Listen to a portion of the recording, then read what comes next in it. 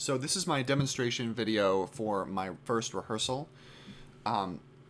As I go through this video, I want you to this is the type of thing that I want your first rehearsal video to look like. It's a first read-through and a discussion, which is part of what's called table work, which is the actors sitting down with the director and talking about the character and the play and the story and what's going on. So here's my example rehearsal video number 1. Well, I'd better be going. Some friends of mine are in this band. They're playing at a bar way up on Diversey, way down the bill, probably going on around 2:30. I said I'd be there. They're all in the math department. They've got this great song. You'd like it. It's called I, lowercase I. They just stand there and don't play anything for 3 minutes. It's a math joke. Okay, yes, they're raging geeks, but they're geeks who, can dress themselves. Hold down a job at a major university. Some of them have switched from glasses to contacts. They play sports. They play in a band. They go on dates surprisingly often, so in that sense it sort of makes you question the whole set of terms: geek, nerd, wonk, dweeb, dilbert, paste eater. Do you want to go?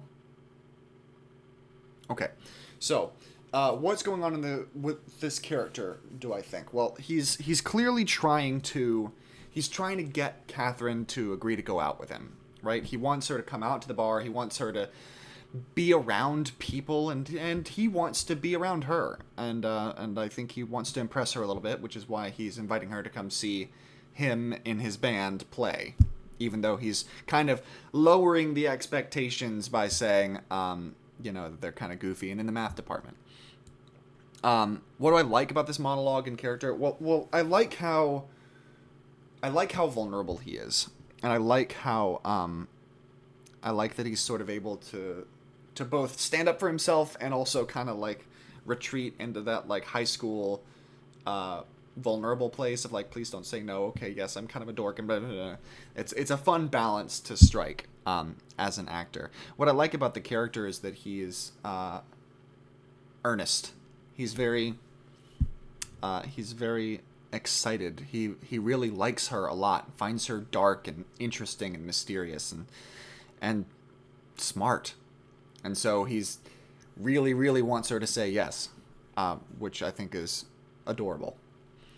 What do I notice about the language that jumps out as powerful and interesting? I don't know that anything jumps out at me about it being particularly powerful, because this isn't a super high powered monologue. Like, I'm not yelling at anybody or I'm not ranting or anything, but what I do find interesting is that balance that I was talking about earlier. And I really love the idea that when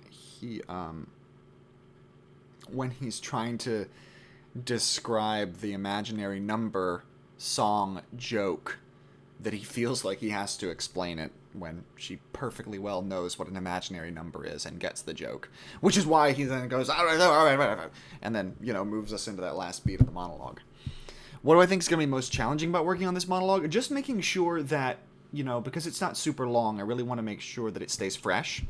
And I really want to make sure that I'm communicating how much he just wants her to say yes, because that's his objective. I want her to come out with me. So finding the different ways for the character to try and get her to do that, whether it's enticing her or making jokes or, giving her kind of the puppy dog eyes, whatever it is that he can think of to get her to say yes. So that's going to be the trick as I move through the rehearsal process for this one. And that's it.